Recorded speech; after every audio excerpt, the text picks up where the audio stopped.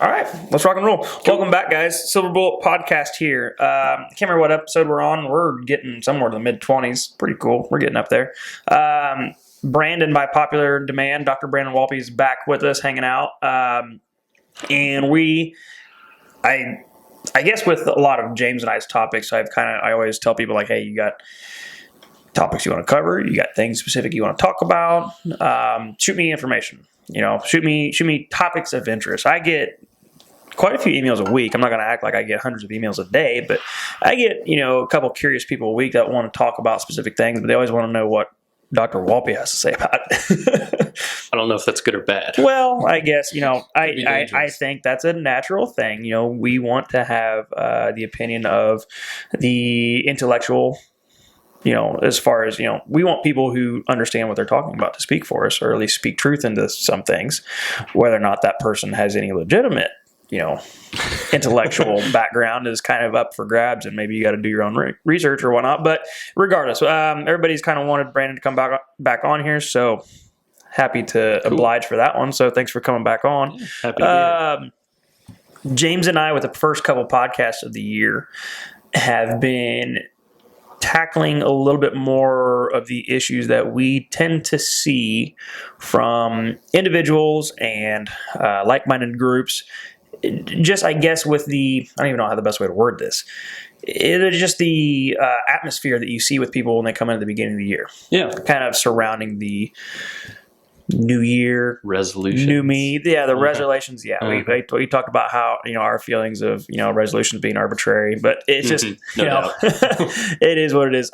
So James and I have kind of led the first two podcasts off with talking about more along that line.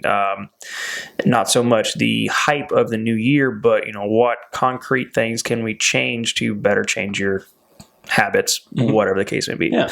So one of the things that I knew that I wanted to have you talk about was another thing that anybody who's been around the fitness space has seen this, and it always seems to come up during the very beginning of the year, right? And it's always surrounding detoxes. And it's a very hot topic. I mean, I Googled some stuff just because I wanted to see what Google threw out. But as far as the supplement industry and what detoxing, right now, the supplement industry is having a hard time recreating the wheel as far as coming up with new supplements that are just groundbreaking. Oh, yeah. So right now, detox is the hottest trend. Okay, you got every company in the world racing to find who's got the best greens, who's got the best, root vegetable, nutrient dense type foods, which is ironic, which I'm sure we'll talk about in a second. Yep, no doubt. But detox, okay, and we hear it a lot, basically as, I guess it's going to be really hard to tackle or figure out what angle we want to tackle this beast. But what is the biggest problem when you see that word thrown around? What immediately comes to your head? So in most cases, when I hear detox or the other terminology or synonyms that are utilized with it, although falsely used synonyms, I believe, in the long run. So there's different names that I think I've heard in the office in different ways, whether it be a detox, a cleanse, a flush. Oh, cleanse. Cleanse, flush.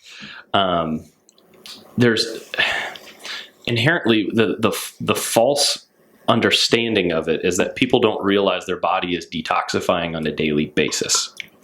Right. Like every single day, every single moment, your body is going through some sort of detoxification process through normal metabolic changes. Correct. And, you brought up the idea of supplement companies are trying to figure out like which new one is going to create the greatest detoxification program, and you sit there and you talked about different nutrient and food sources. Well, that's where you get it from as food sources. Like the greatest detox creator was the creator. So the more that you get into physiology, the more that you learn. I think it's another reason why people just like listen to you talk. Like people want to learn stuff. It's our inherent nature. But specific to, detoxing, there is, I guess, this understanding that, at the beginning of the year, time to reset your body, reset your priorities, reset your health maybe. I've made this comment to many people. I'd almost be more apt to being on the same side as a lot of these quote unquote detoxes if they referred to it as a reset. Because I think my biggest problem whenever I see anything remoting or referring to quote unquote detox, it's more false advertising in my mind. And you can tell me if I'm wrong, but because like you said, this is a natural process that happens in our body, and we'll kind of get down into the nitty gritty of that here in a second. So to suggest that you can only detox through a shake or a specific food or a specific supplement or a specific system is pretty asinine. Correct. But there would be a lot of other people that would probably argue, well, we're limiting specific food intake. We are being restrictive and making sure we don't eat poorly. We're doing all this stuff. So basically, you're calling a well-rounded diet a detox. Yeah, that's my second objection. You prescribe a diet, a nutritional plan, and call it a detoxification. It's inaccurate. Yeah, right. So I work with a lot of people as far as nutrition goes. I do a lot more educational nutrition stuff where, I work with a larger number of people, but I do a lot more individual one-on-one problem solving type based. We refer to it as a dynamic nutrition counseling. Yeah, developing performance in the process. Yeah. Sure. Achieving goals. And so a lot of stuff that we talk about is prior history, prior nutritional history. And one of the things that I always ask, are there supplements?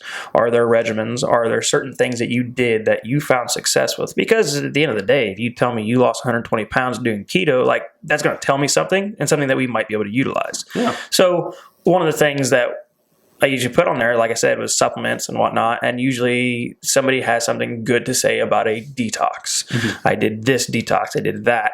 Mm-hmm. In the immediate follow-up question, I was, okay, well, explain the detox to me. What was it and why was it beneficial to you? Or why do you think it's beneficial? Mm-hmm. And a lot of people just said, well, I had to drink this shake here and there throughout the day, this many times a week. I couldn't have this. I couldn't have that. And then I basically went down and said, oh, you did the paleo diet. Yeah. Precisely. And they're like, well, yeah, I guess I did. It's like, okay, well, how much did you spend on that? One of those type things. So it does drive me nuts, and I get the background behind it, but I guess I'm so irritated when people drop money on things that essentially are being sold to them as something that is already happening in your system. Yeah. Right. And don't get me wrong, there are times when there is a necessity for a therapeutic dosage we'll get into to get to that. For sure here in a second. Now, if somebody's just doing it for their general health, right, that's where there's a problem. Like if a healthy person who does not have any underlying issues, any underlying organ-based dysfunction, any kind of underlying detoxification problems already present, like those people don't really need to use these programs. Mm-hmm. They just need to use food. They need to stop. Eat. Yeah. So I guess we'll go about it this way. Yeah. Once again, and to put this out here, like I to a standpoint agree with some of these programs. I don't like the way they're worded. Yes. We'll start with that. So semantics. I guess. Yeah, the semantics are there to make you spend money. Yep. That's what I have a problem with. But let's go ahead and just talk about the detoxifying process itself. Where it happens, why it's needed, a little bit as far as where that goes. And then we'll kind of twist around and kind of go into, okay, why would you be someone who needs this to happen a little bit more than probably what it already does. Correct. That makes sense. Yeah. All right. Yeah. So kind of break down loosely, to get too crazy, but detox. Okay. Why would we need a detox? So one, we're surrounded within an environment of different toxin-inducing based events or things or people, for that matter, even too. But when you look directly into it, it's what is creating dysfunction within the human body at a cellular level, and how is the cellular level adapting to then allow for the system to improve. So like within the human system, you are meant to adapt to whatever environment you're exposed to. That's like what we do. Yeah. And the problem is, though, is so many people don't realize that half of the things that they're probably putting on themselves in the morning when they're putting on makeup or using specific cleansing type products, sanitizers. Yeah, hands. They don't realize what actually it's doing to them on a cellular level. Yeah, it's creating an external cleaning event, and it's a sanitizing event, I guess you could say. Yeah. But internally, it is causing dysfunction within different areas because the body still absorbs all those different chemicals that are coming into it. Yeah, it's the biggest organ of the body, right? Yeah, it's the integumentary system. It's the skin. The skin, and how it pulls in different things. So like even in the form of like deodorants that have different aluminums in them, you're going to absorb that into a degree at a cellular level, depending on what other constituents or chemicals are within your body. And that will create a higher level of mobility of those chemicals into the cell. Right. Once those things get into the cell, it is not supposed to be there. There's a lot of chemicals that kind of bind to different messenger ions that then move into the cell across the semi-impermeable membrane, or basically like this force field that's around the cell. It breaks in and then is unable then to get out. Heavy metals are one of those things. When you look at aluminum, mercury, arsenic, cadmium, lead as well. I mean, you think of your most toxic things that are readily exposed to. There's a reason why we don't use lead-based paint anymore. There's a reason why you're not supposed to anyway. Yeah, like we'd have an issue like Flint, Michigan has when it comes to water sources being contaminated too. Right. But the problem is that we don't realize even around here, like we're in a rural agricultural based area in Southeast Indiana. And there's a lot of agrochemicals that are utilized on different crops that unfortunately can create a higher level of arsenic deposition within the soil and within the water table. And so, yeah, you can filter those out. Like there are specific filtration systems that can be used so that way you have potable drinking water that's not going to accumulate. And, you can't say that, oh, well, we have the proper municipalities that are able to clean that out. Well, most of your farming and agricultural communities they have wells. And so unless they're testing their water to see where their level is at, and some of them might be pretty alarmed if they were to test their water and to see what level they have of specific biotoxins. Right. They would be very alarmed, and they'd be wondering, is this causing me health issues because of the toxic buildup of it? So there was a story from an area out in Illinois somewhere. I can't remember what it was. And yeah, there was a farmer that had a lot of runoff coming off of I'm going to screw this up. He had some type of cover crop field. They were some kind of deep-rooted oats and rye and stuff like that. Anyways, they were planting...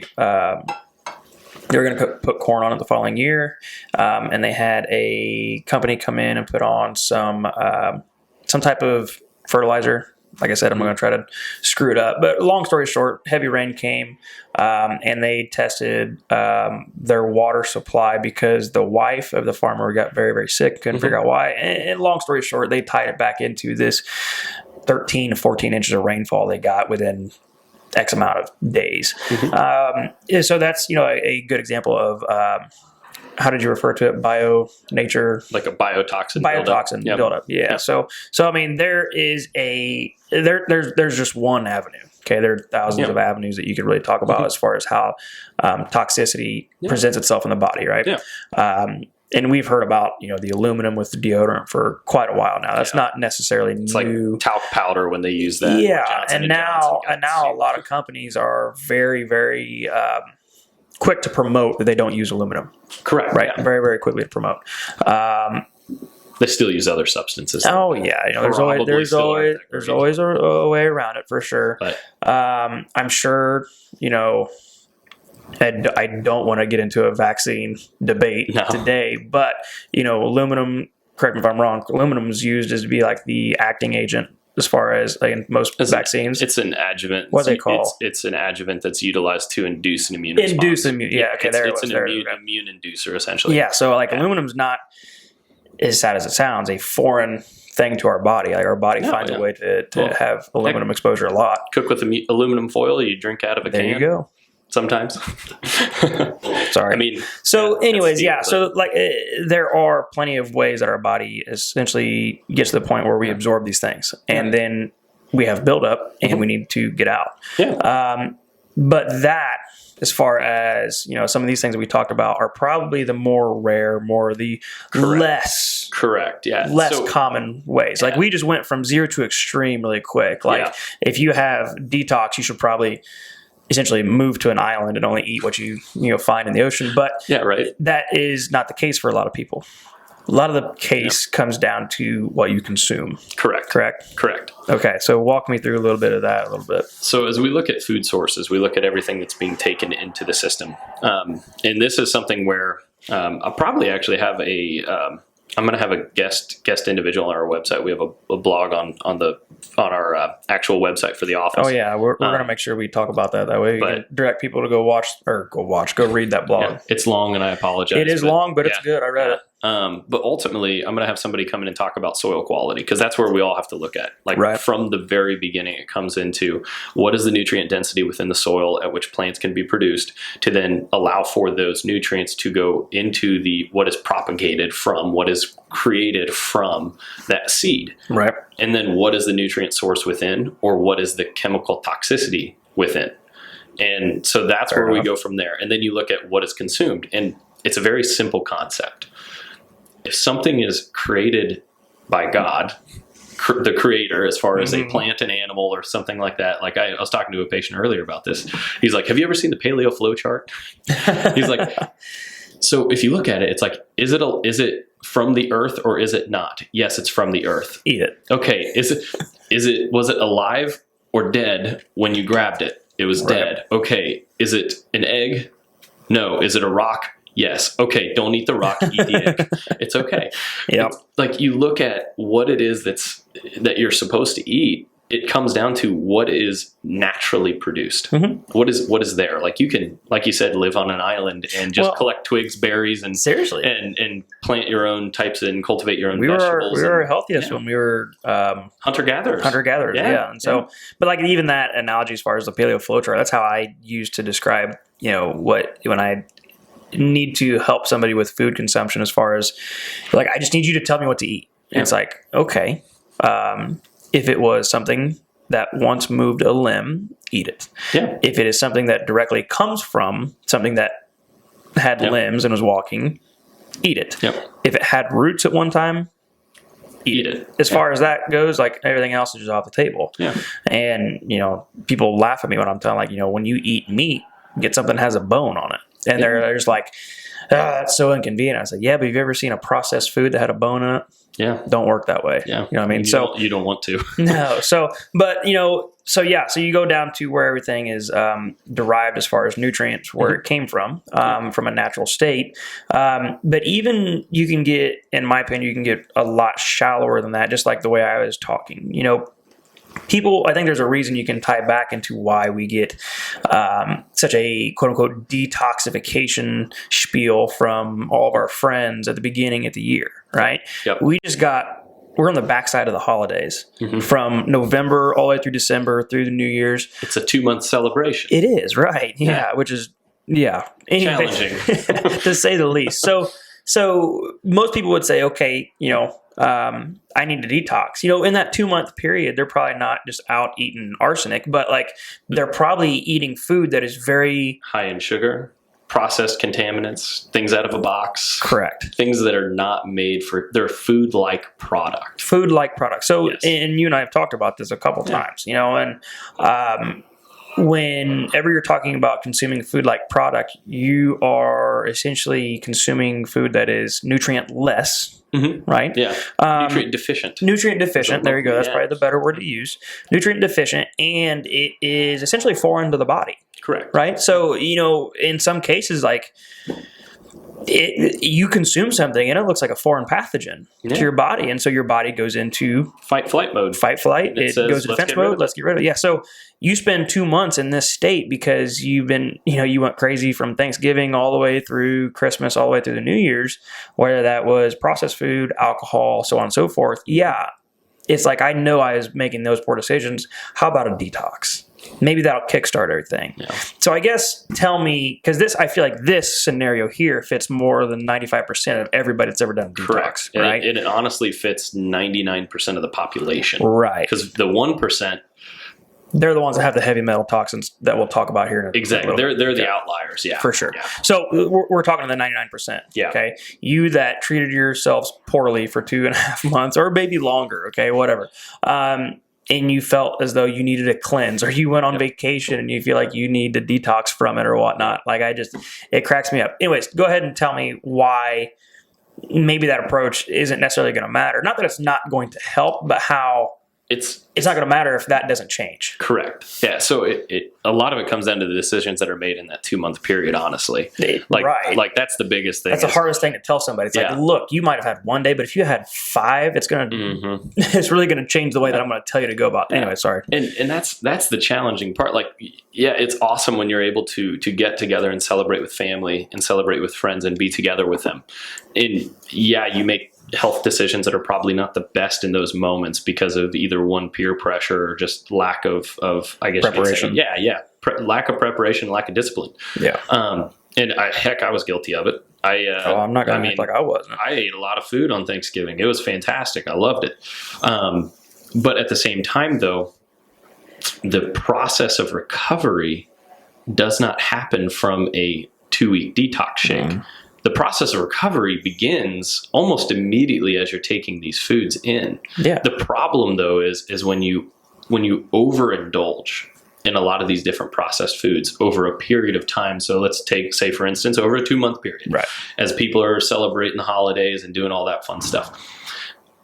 They're taking in high levels of sugar, processed carbohydrates, things that are not very dense. They're not nutrient dense. They're nutrient deficient, right, as we talked about before. And that's a problem because the liver is going to be completely eviscerated by this. Like, it's going to do its job as best as it can, but most of these foods are going to be high dosed with high fructose corn syrup, which is in everything. Like, read your boxes and read your labels. And if you don't see high fructose corn syrup on something, then you found something that is like a unicorn, especially in the processed world. Oh, for sure. But when you start seeing, probably really high in soybean oil. Yeah, and that is another issue too, especially for anybody that has thyroid issues. Yeah, we can go into that too. Yeah, but ultimately, when looking at these different toxins that are building up through what they've been eating, their liver has to metabolize all of this food. Like, you have to bring it through the alimentary canal, has to go into the digestive system, and your body has to break these things down and then try to pull out whatever nutrient source might be in it.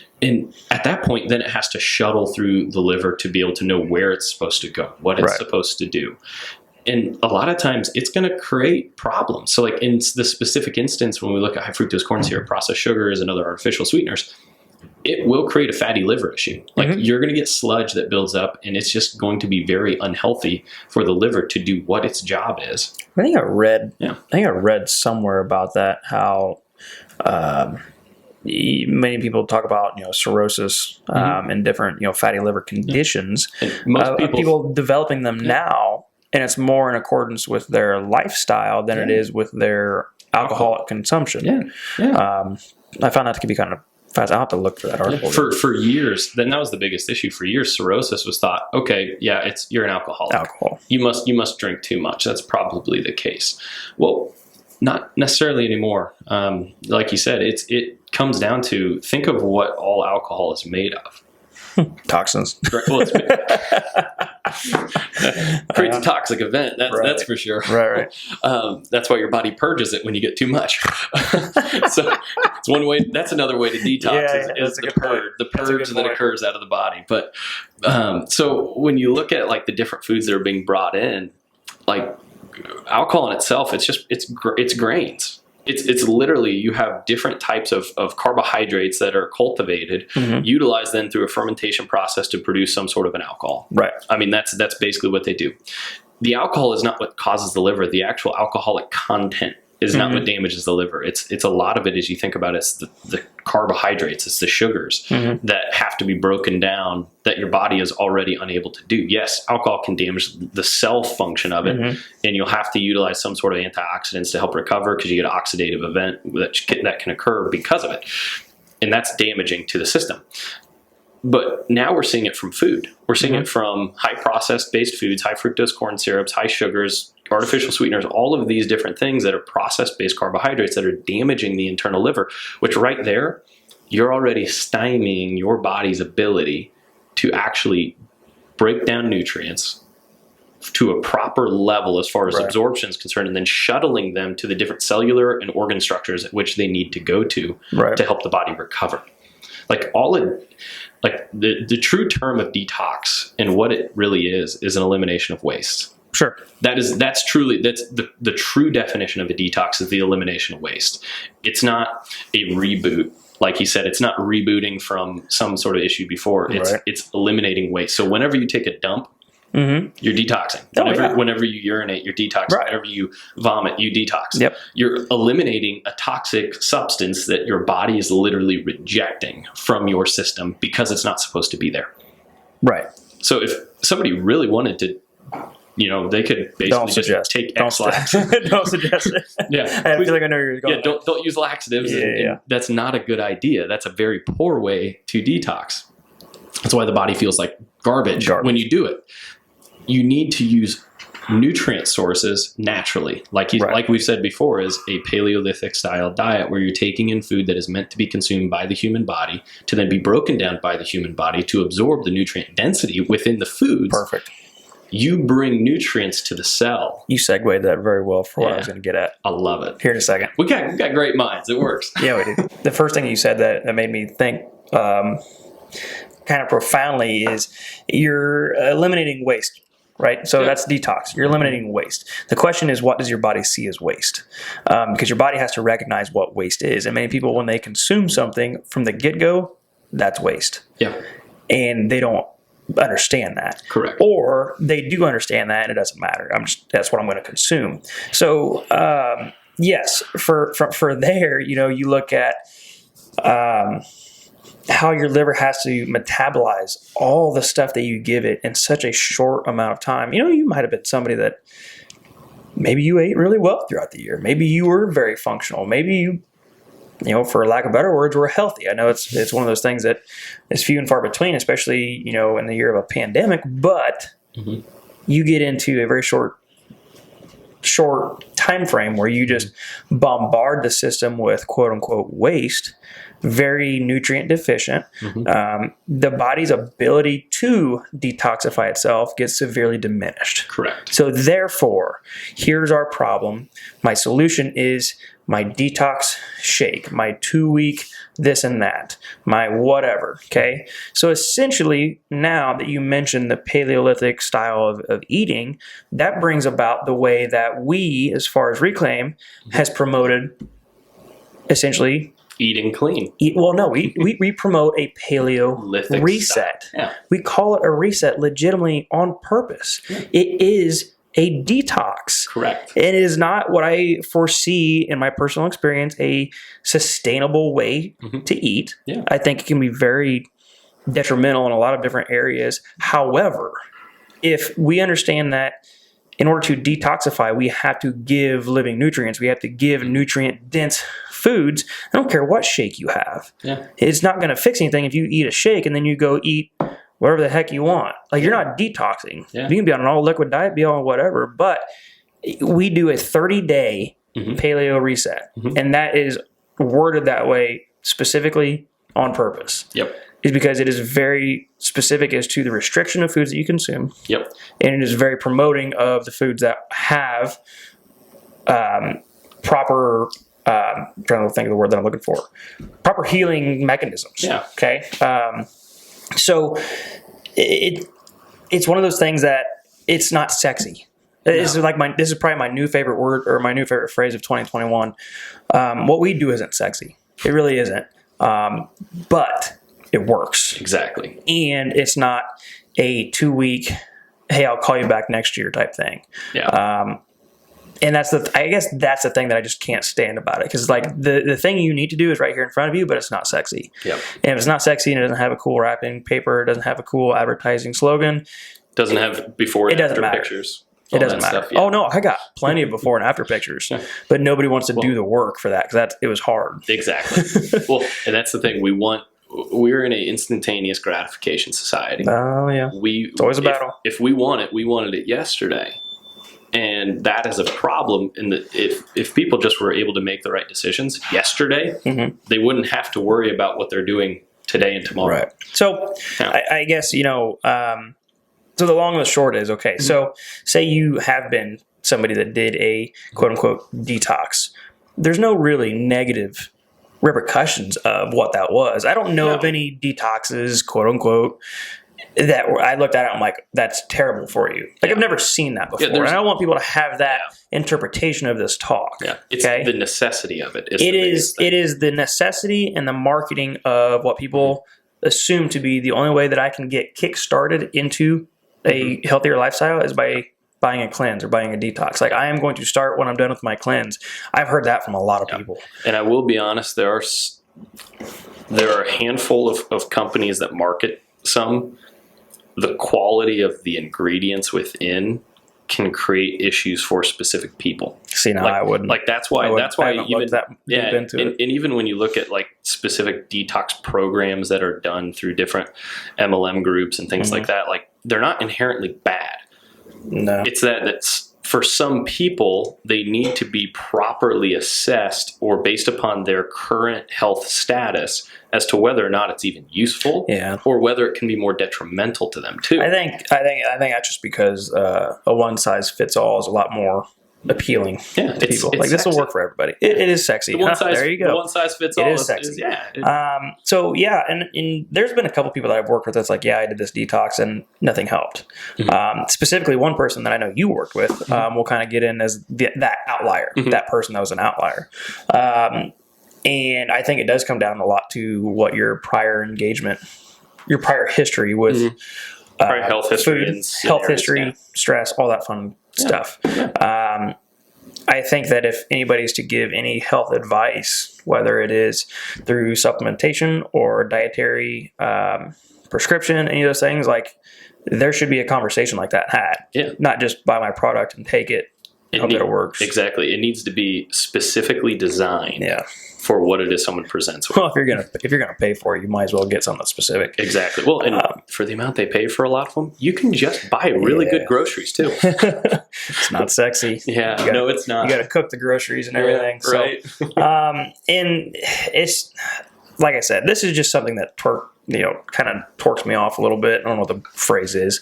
Grinds my gears, I guess. There's plenty of those things that do, but it's just because we're at the beginning of the year, I think we need to talk about it a little bit. Yeah, for sure. I think there are plenty of people who essentially buy detoxes and think that they are doing something beneficial for their body. You are. You're not doing anything bad, but you're wasting your money. Bingo. Because there are things that are naturally happening in your body, pending that you eat well. But I can tell you that if you don't eat well and you keep buying a detox, it's not going to work. Correct. Like that is a waste of money. Yeah. Well, they end up having to do it again and again in a month because after that 2-week period, they go back to their old lifestyle.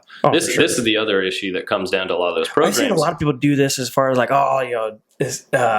spring break coming up in March. Detox. There's time frames throughout the year where everyone is like, it becomes the sexy thing again. Yeah. We're gonna come back to that word all the time. I think it's my new favorite thing. Whether it is or isn't. Seriously, it's not sexy. No, not at Absolutely. all. But there's certain very times injectable, but but there's times of the year where everyone's like, I got to do this, because 1 is beginning of year, 2, like you said, spring break.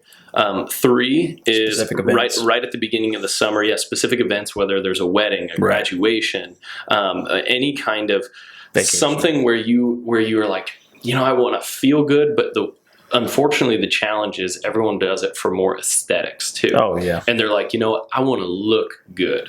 It's funny to me that you mentioned that because whenever we have somebody come in here and they're like, I want to lose weight and lose body fat, and I said, okay, I'm going to fix your physiology first. And they're like, I don't know what that means. We want your function to be working. I need to heal you on the inside. Think about what you just said, and all the people listening to this. People will go out and buy detoxes as a way to achieve an aesthetic goal. Which means that not only have they bypassed the understanding that exercise and being in a caloric deficit should allow you to have the opportunity to lose weight, let alone body fat. But now you're actually going about the way that we do. We need you to heal on the inside so that way your body can essentially do what it's supposed to do more efficiently. Yeah.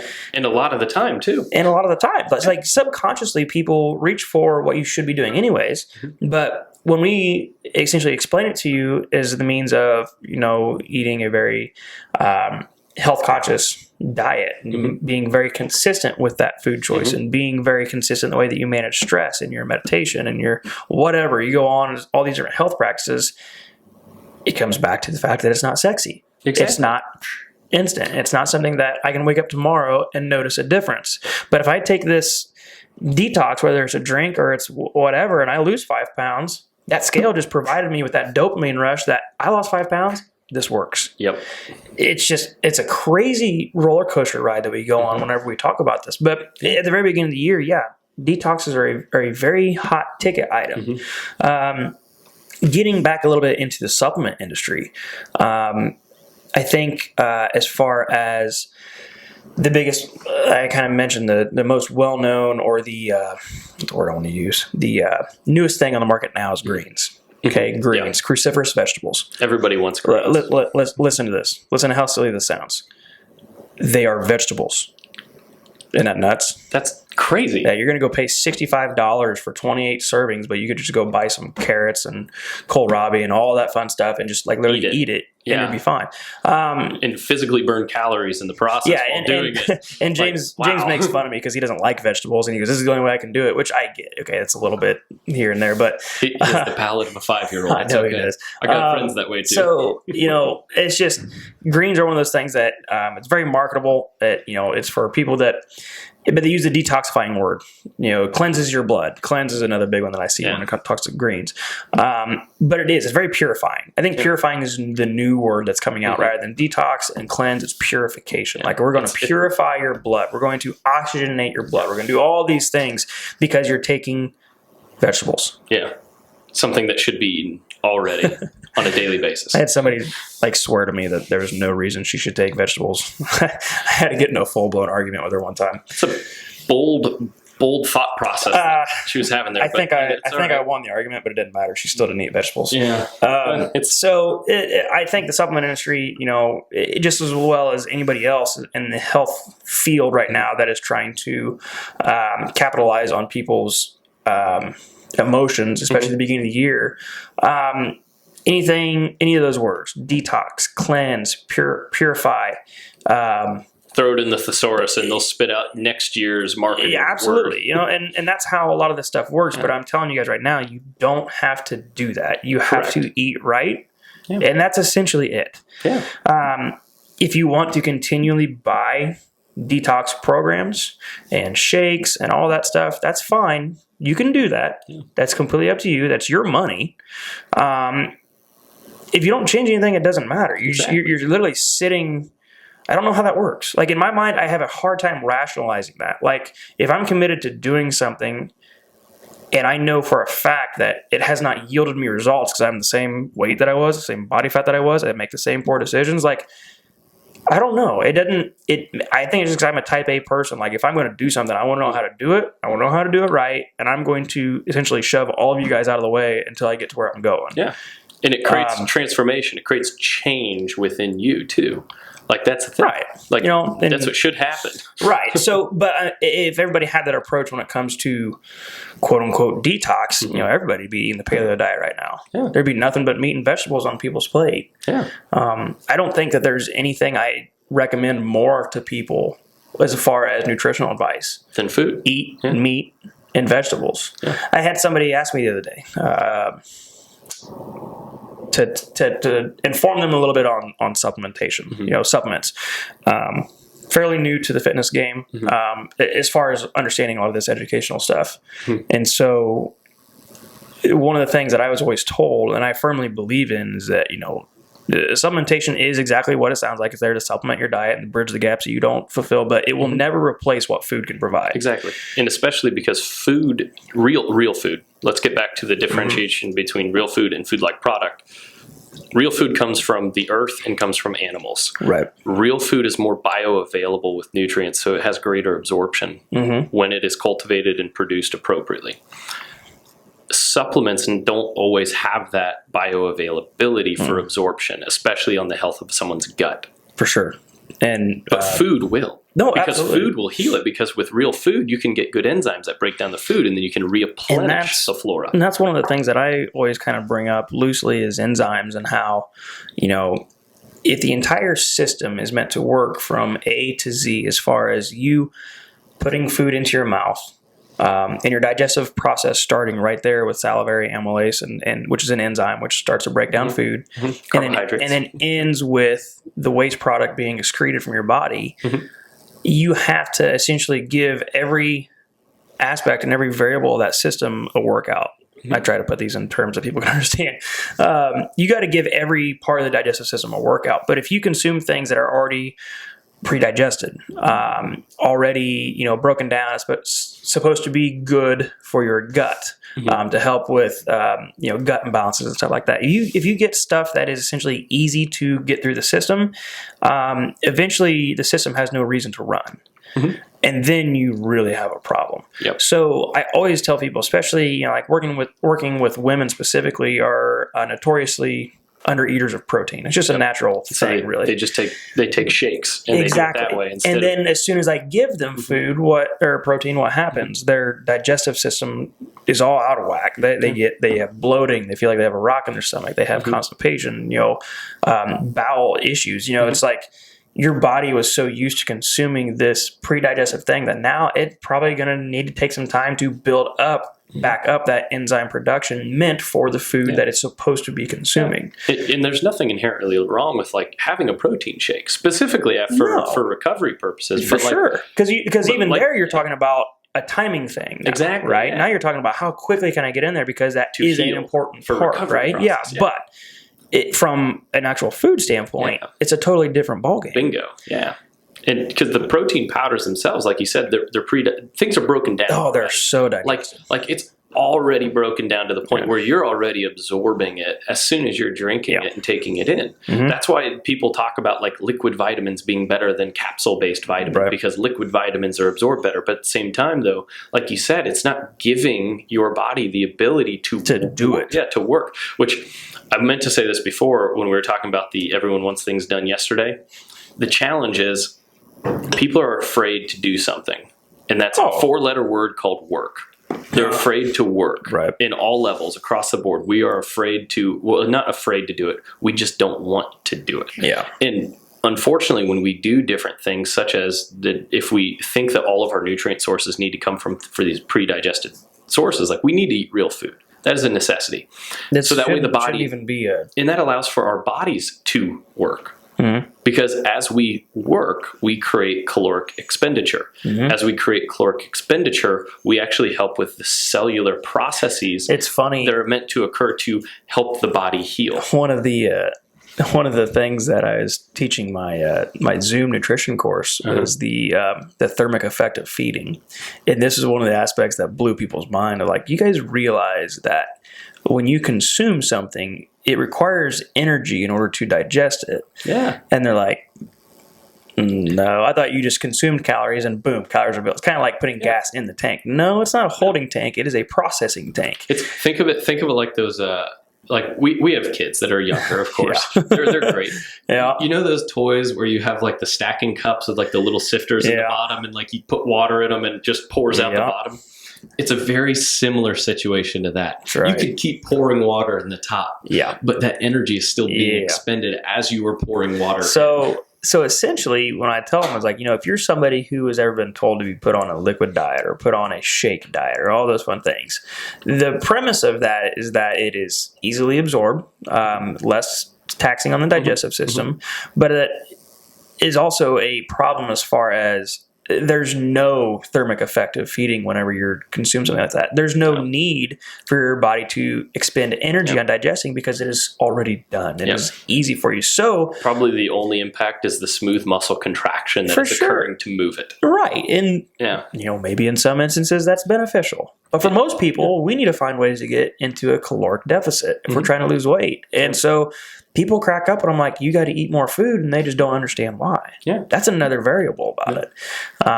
So, if you want to do detox shakes the rest of your life, that's fine. But you're probably just sitting here spinning your wheels. Yeah. And they're going to get nutrients. They're going to get things from them. But at the same time, though, they're missing out on a lot too, though. Yeah.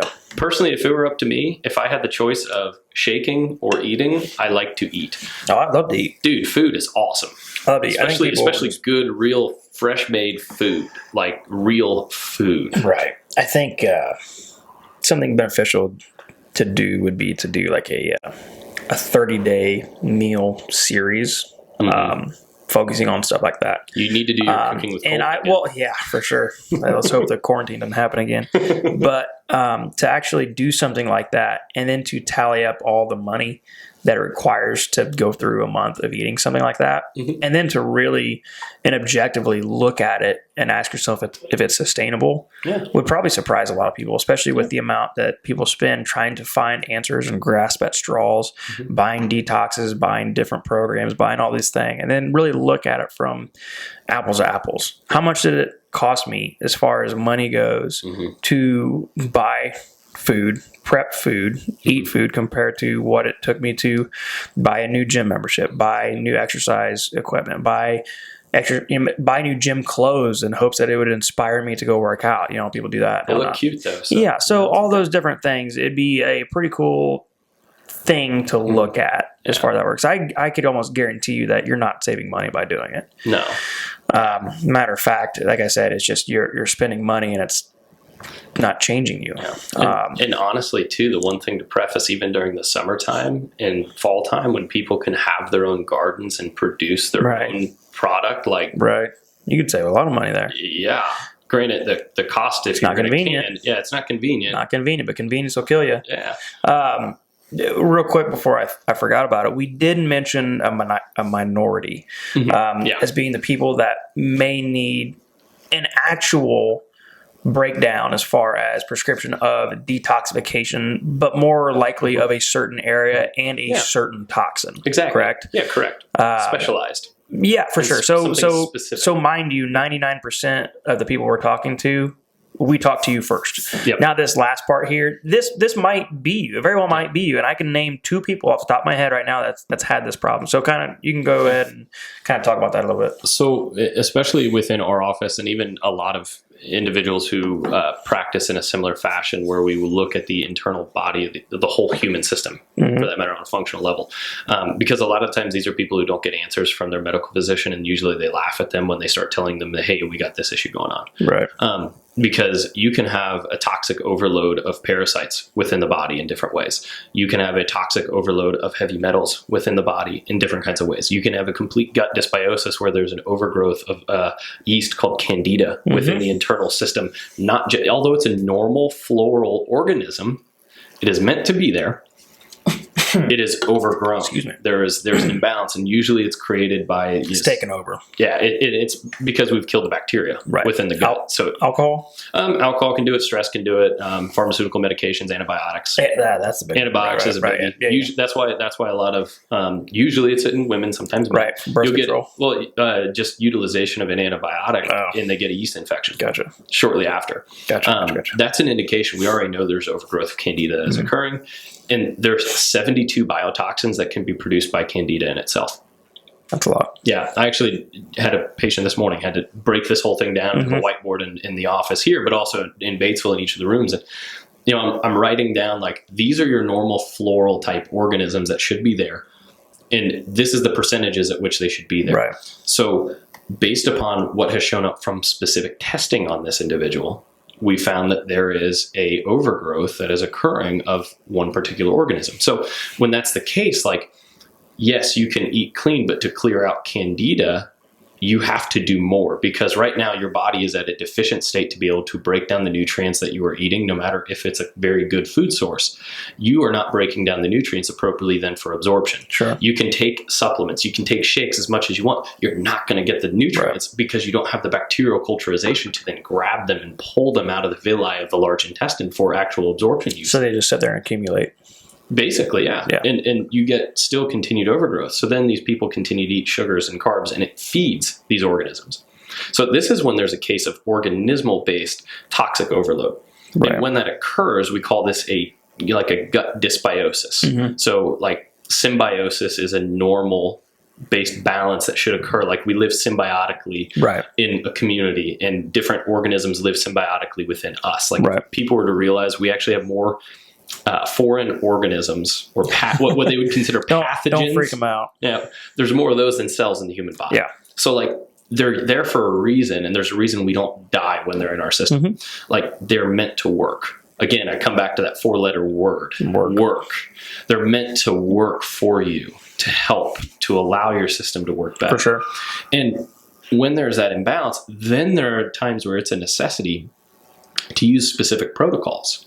So like in this case, and I learned this a few years ago, I was at a seminar, a Dr. Davis Brockenshire, he practices up in Michigan. He's a functional medicine practitioner up there. He's a chiropractor as well. Phenomenal wealth of knowledge.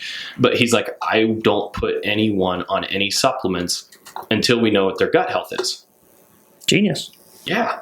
Like you find out what their gut health is first, find out what they're eating, find out what they're doing. If you can't fix it with what they're eating, then test for other organismal issues. So that's where like you go down to, you could either do like a gut biome test, like literally a fecal analysis test. Like we can run through that. A lot of times you can do a simple spit test and see whether or not there is a candida overgrowth, because your spit will sink directly to the bottom. Right. Like it's a dense organism, and when it's prevalent within the system, it's going to be within the mouth too. That's why babies get thrush. That's why you can end up having other types of candida overgrowth everywhere, and you can see it present on the skin, because the skin, again, is part of that type of system where the mimicry of the gut is on the skin itself. So you'll have different patches and skin lesions and different things like that. Yeah, you ever see anybody that has really poor skin problems? Oh, dude, I got irritability, acne, all those fun things. I got one right here. It's a pain in the tuchus, but it's this. And I know the reason why for this is because of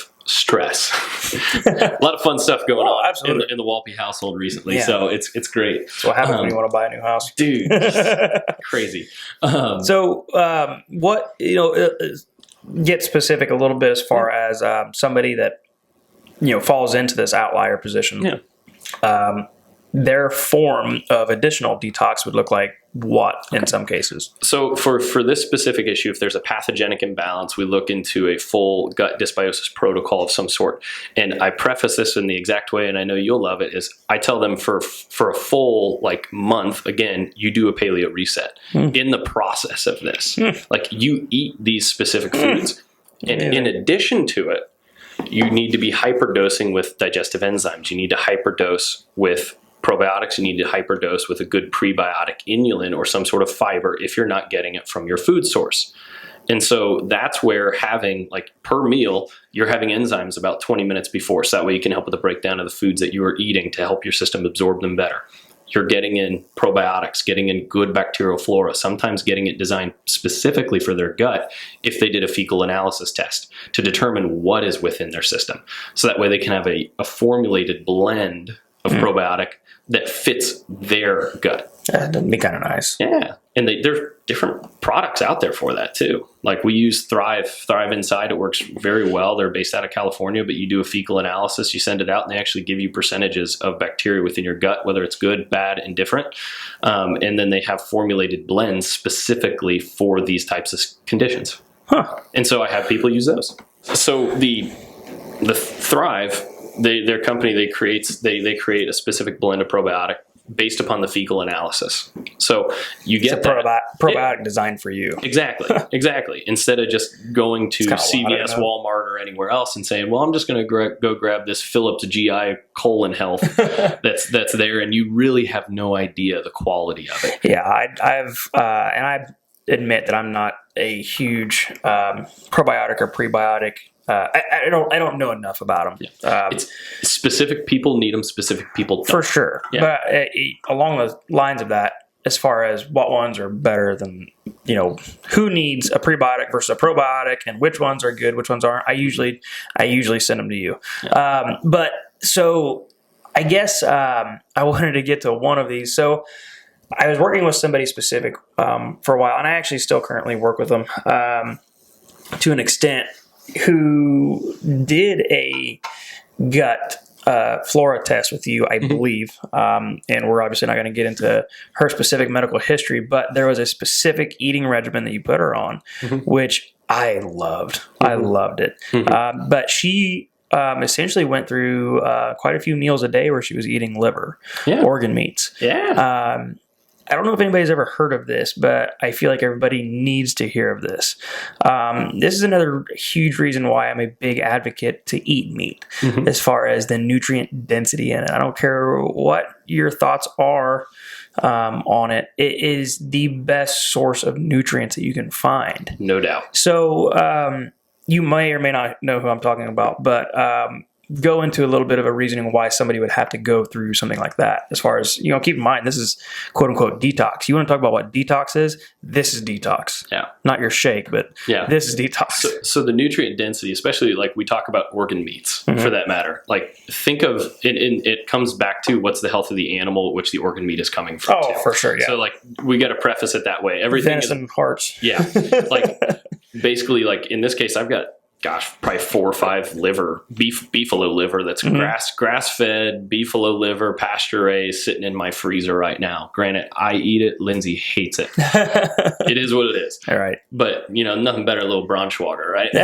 So, but you get yourself some liver and onions, but you get in good nutrient density out of these things. They may smell not great, but you can find a way to cook them to make them taste fantastic. But the nutrient density within these, you can get great vitamin A, which is going to help on an immune regulatory standpoint and work as a fat soluble based vitamin. Right. That really does a lot for the internal system. Granted, yes, you can create a toxicity to even vitamin A and in certain fat soluble vitamins. You can create toxic overload to those. You're not going to get it very much from a food source unless you're eating liver every hour of the day. Right. But you're going to get a therapeutic level, which helps your internal system start to work better. A lot of which we want. We want that. And a very simplistic viewpoint, I guess you can say, is think of, and this comes back to some of the different work that is done on an herbal standpoint and just looking at how different plants can function. But even when you eat certain organ systems from different animals based upon the health of the animal, that can help you with your system too. So having these specific nutrients increases the ability for your body to recover on a cellular level within those specific organ systems as well. Right. So by eating animal liver, you're going to in turn help your liver based on the nutrients that are within that liver too. Right. As long as it is a healthy liver. Yeah. This is one of those things where what's the phrase they used to say? Regardless, you're eating something that has, at one point in time, had the exact same responsibility of the organ or the system that you are trying to replenish as well. Correct. At one point in time, if you're eating the liver of a beef cow, its job was to do the exact same thing that your liver is trying to do. Exactly. In which case, a lot of the nutrients that are within that animal can be extremely beneficial to the nutrients within your system. So there's a lot of different literature talking about consuming or the consumption of organ meats. I personally love watching Meat Eater with a guy named Steven Ranella. If any of you guys have never heard of this, partly because I'm a hunter, I'm an outdoor enthusiast, but he is a big organ meat guy. Oh yeah. And you know how there's the package delivery meats to your door, like Butcher Box and stuff like that. He has his own now, but it is essentially the meats that nobody wants. Yep. Okay. It is a lot of the internal organs. It's a lot of lard meant for, doing, baking supplies, like baking and whatnot. Hey, we just made a bunch. We butchered 3 hogs the other weekend, made a bunch of Candles. sausage. But, yeah. But we cooked down the lard, and that's what can be used for like pie crust or something like absolutely. that. So anyways, he's a huge, he's kind of opened my eyes to, how essentially ancestors were breaking down an entire bison and then, the whole thing. And they're eating, the liver with a little bit of the bile from the animal sprinkled on top of it. Like, some of the stuff like that was incredible to me, for me to watch. But looking now at all the puzzle pieces and how they all fit intricately together, it makes sense. People were a lot smarter than we were back then. They didn't have a way to prove it, but they're like, I think we should eat this. Yeah. And what do you know? It turned out to be pretty well. So anyways, that is one of the, like you said, the outliers. Yeah. Should everybody be eating liver right now? Well, probably should. They just definitely to a degree. Probably not going to hurt you. Yeah, to a degree. Some people maybe not. Depends on their affinity and whether they just vomit it right back up. I'm not a huge liver person, so I wouldn't do very well with it. But I will eat the heck out of heart. Everything else. I love heart. I've got some beefalo heart if you want. Want one, I got some in the freezer. Heart is phenomenal. I really do like it. So anyways, our topic on, detox today, at least hopefully we were able to shed a little light on the process involved with detoxing. Okay. Your body detoxes all the time. Oh yeah. It is the primary job of your liver and your kidneys. The only way, gut too, and gut too. Yeah, and it's the only reason why you would need to take a quote unquote detox is if you didn't have one, you didn't have a liver, you didn't have kidneys. Okay, you're doing dialysis. There's detox for you. Essentially, your body's already doing it, pending. Okay, and I hate to say that it's pending that you eat good food. No, it's not even that. It's pending that you don't continue to eat the crap, because your body's going to continue to look at what is waste and what is nutrients, right? And if you consume waste from the get-go, you build up crap, no pun intended. But that's essentially what your body goes through. So you can't essentially go wrong by purchasing a detox program or buying a cleanse or buying anything that is marketed to you in that fashion. In most cases, though, it's a waste of money if a lot of different things don't change with it. Exactly. Is that fair enough to say? That is very fair to say. Most cleanses that promise you something that is good and be done in 2 weeks, I would fair to say full of crap. I think it sounds too good to be true. It is, right? So I'm a firm believer that you can really kind of get the system rolling in a premium fashion within 30 days. Yep. It's the reason why we settled on 30 days for the paleo reset. Yep. I don't necessarily have any data to back that up. The only challenge would be if somebody has heavy metal toxicity. That could be something we go into on a completely different discussion too. Yeah, and so that takes much longer, and it's a much more detailed process. That is a real thing too. Yeah. It is something that people go through. So while it is hit or miss for a lot of people, it is something that definitely grinds our gears that we hear about. Not because that we believe that it doesn't work, is because the advertising of it is pretty irresponsible in my opinion. It's something that you can do. It's something that you naturally should do. Are there outliers? Always. There are always outliers. And that's where seeking healthcare professionals that can help in the process. That's a big thing. Seek a professional to talk about it. Yeah. Okay.